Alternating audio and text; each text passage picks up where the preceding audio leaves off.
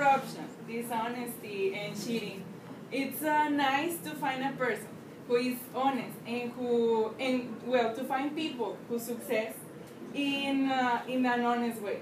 Okay, so today I'm gonna present you a real life case of success and success in an honest way. Okay, this case is about teacher Nayeli. Okay, I really admire her, and it's something very she's a very good teacher for me, and she really impacted my life. And I really consider that she's a very good teacher, and she's a very nice person.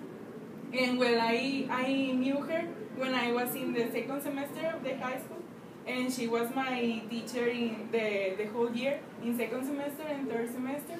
And I can tell you that I had the best experience in learning English with her, because her classes were really dynamic, and the classes were really attractive for us as students.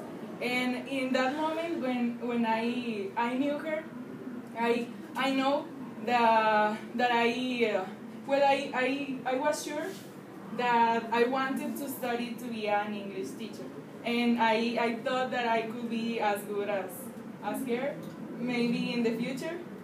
Okay, but something else that I really admire from her is that I was in her process of success, and when I knew her, she was